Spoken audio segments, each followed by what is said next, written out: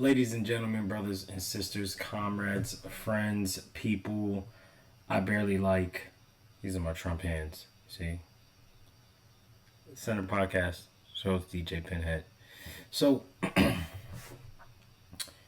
we're going to watch Bernie Sanders on Meet the Press. Somebody told me that he went on there and gave Cornel West a shout out. I hadn't seen it.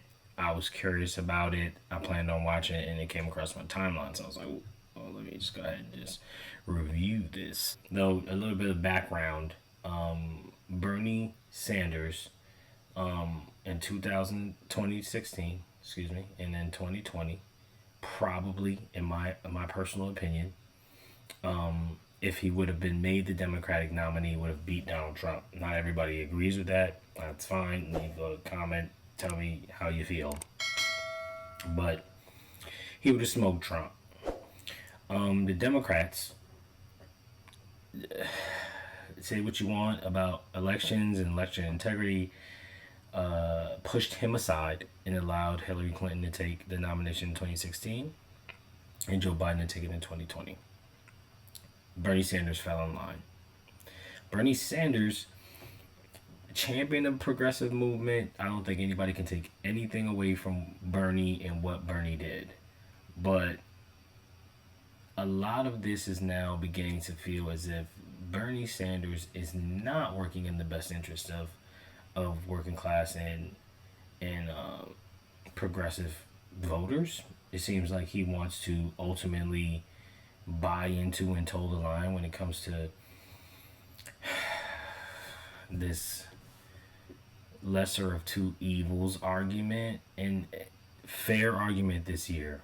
I don't think that was the case in 2016, but I definitely think that was the case, that's the case now. It's just, it appears that he may have abandoned the progressive movement as we knew it, or as we thought we were going to know it, if that makes any sense. So let's go ahead and watch. Bernie Sanders, who of course was Biden's chief rival in the 2020 Democratic primaries, ruled out a third presidential bid and endorsed Biden for re-election. But on Saturday, Sanders was back in New Hampshire, one of those early presidential states where he won both the 2016 and 2020 primaries, to share what he called his concrete agenda for the future of the Democratic Party at the New Hampshire Institute of Politics. Of course, when you go to New Hampshire, it sparks some speculation about his own political future. It is no secret that I want Joe Biden to be re-elected president. If that is going to happen, if we are going to defeat creeping authoritarianism and right-wing extremism, there has got to be an ideological change of course. The independent senator from Vermont, Bernie Sanders. Okay, I like where that started to go. Back to Meet the Press. Thank you for having me.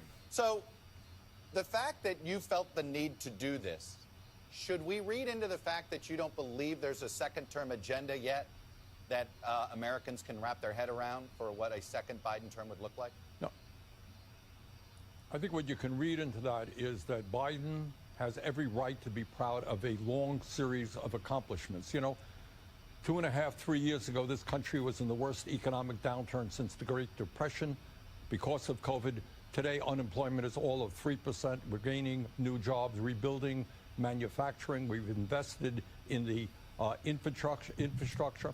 We're making progress, and Biden has a right to be proud of that. The point of my remarks is that you cannot simply, as President of the United States, rest on your laurels. What you have got to understand is that today, for structural reasons that have gone on for decades, tens and tens of millions of people are struggling to put food on the table. They can't afford health care. They can't afford prescription drugs. They can't afford housing. They can't afford child care. And meanwhile, in the midst of all of that, you have incredible corporate greed, and the billionaire class has never done better. So my message yesterday for the Democrats, not just for the president, is if you want to do well in this election, talk to the needs of the American people, have the guts to take on the big money interests of so much money. It sounds like you don't think the phrase "finish the job" is something to rally around. Okay, brother that Bernie. There needs to be more than that.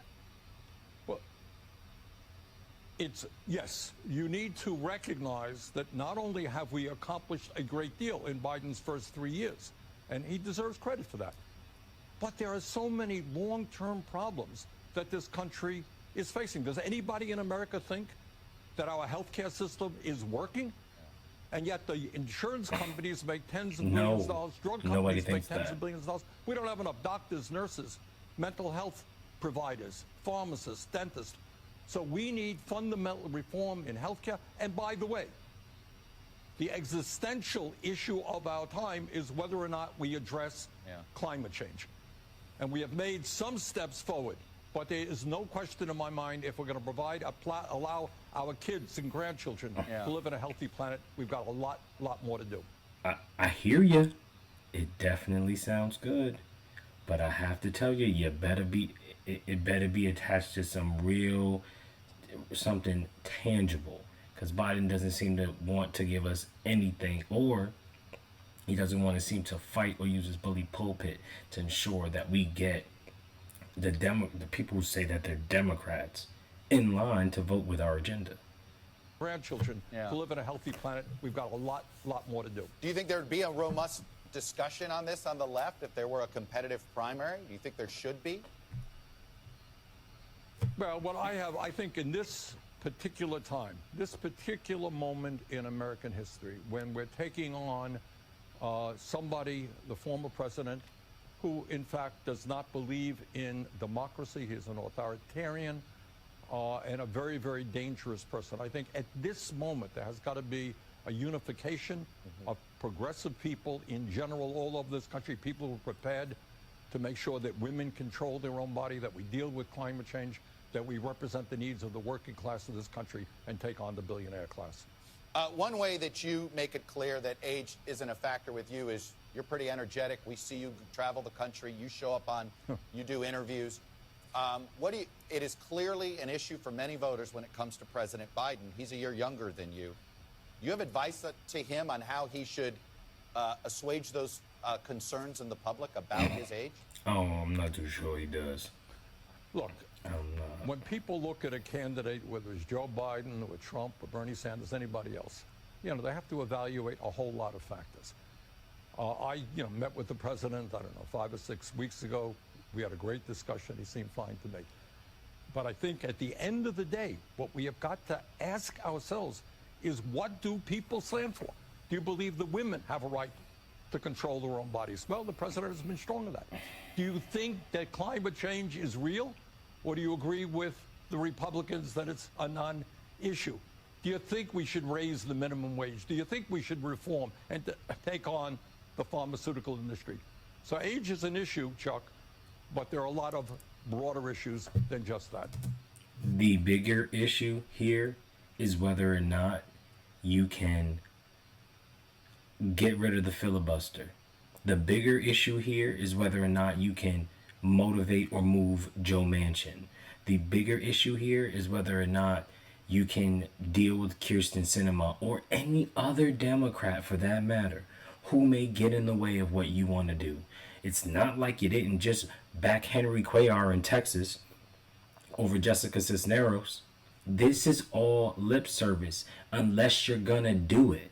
And there's no indication that you're willing to do any of it right now to get your agenda pushed through. So what makes you think that we're gonna believe you in a year or so?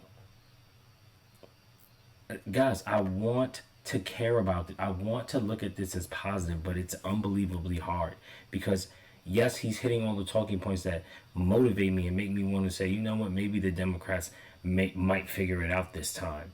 But then you think about all the stuff that stands in their way, and then you think about how you watched them let it stand in their way. Joe Biden is not an option. Cornel West at this point is the only option if you're thinking about anything. People who say they want to protest vote right now, I absolutely understand where you're coming from, but to me that makes absolutely no sense when there's a candidate like Cornel West in the race.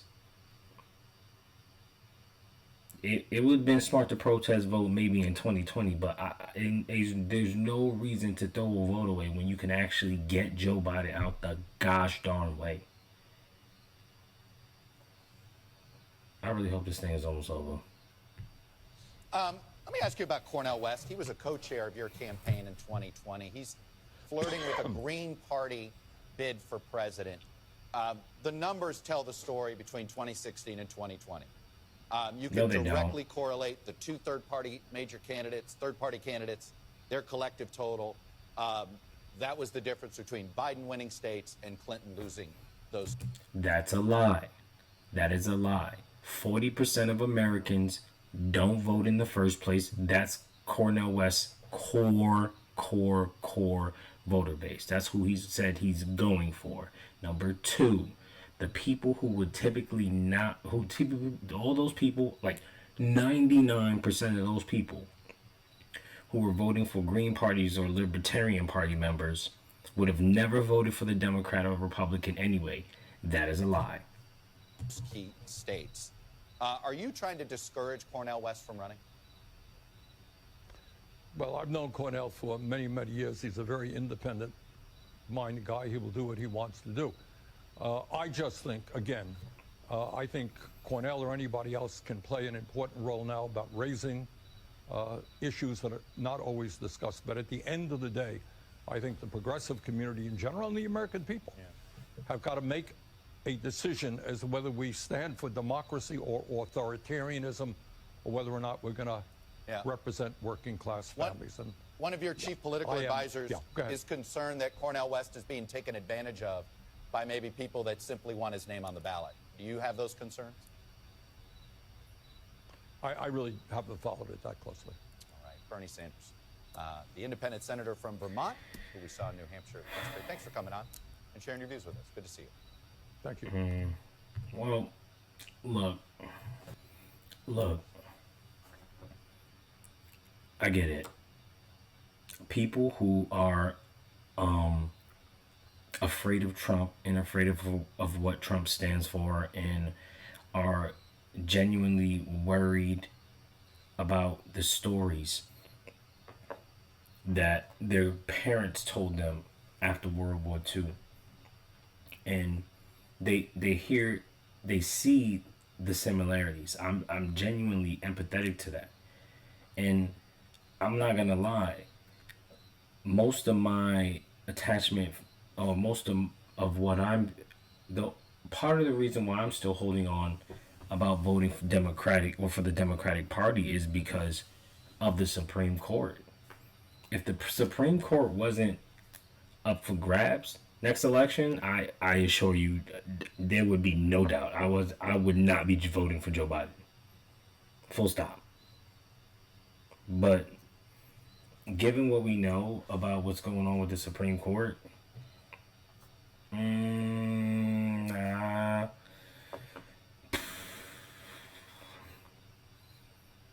I'm praying that Cornel West primaries Joe Biden. I'm praying for that.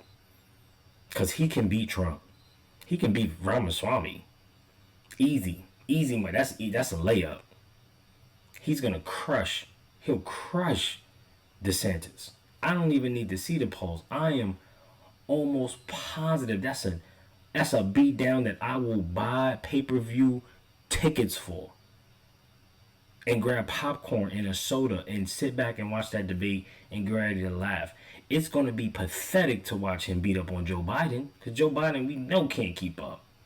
I appreciate him for beating Donald Trump. I don't appreciate the fact that he was nicknamed Segregation Joe and he's spent an eternity in politics working against the interests of black people. But I am grateful for the little that he has done to help the country and the little that he has done to help working class people. But I think what we need to understand is that there is a group of Americans in this country that are terrified of what's going to happen. The people who are suffering, the people who are upset, the people who get their unions broken, the people who can't afford food, the people who can't get gas, the people who have terrible education systems, all of these people who don't have health care, And they know a lot of it is coming from corporate greed that politicians allow to, come on, man. Stop trying to play with us like we're dumb. You guys are allowing corporate greed to happen.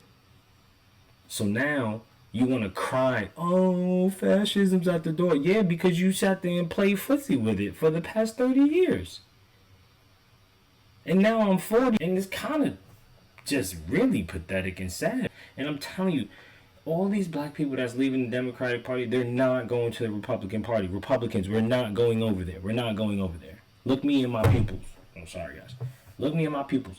We're not going over there. We're not leaving to go be a Republican because you told us how bad the Democrats was about welfare. I'm almost positive if there were any real poison pills in that welfare bill or that civil rights bill, it was racist Republicans who put it in there. Or Dixiecrats, or whatever you want to call them. Because you see, to us, we don't look at y'all racists as Democrats and Republicans. We just look at y'all as racist. Bernie Sanders can do better. And he can throw his support behind Cornel West the way Cornel West threw his support behind Bernie. And he can get on code and work with us to create the future that he said he wanted so bad in 2016. It's starting to look like, because he's not the one that gets to bring the change, he doesn't want to deal with it. He doesn't want to end up like Ralph Nader. Those are his words. We need more than that from you, Bernie. A lot more than that from you, Bernie. Anyways, just send a podcast. Like, comment, subscribe. Please get down with the get down. We got a new mic. Get me to 50 subscribers so I can get this damn camera. So I can outfit this studio with soundproof, those little square things that go up to keep all the sound, so we don't gotta hear these like crickets. Because I live in the boonies and there's literally a forest like right behind this studio. I'm telling you. Help me get to 50. Please. Come on. My son's still an artistic genius. Shout out to him. I love him to death. My wife is amazing and beautiful. And I thank her every day for allowing me to do this. Much love. Center Podcast. We'll see you on the next one.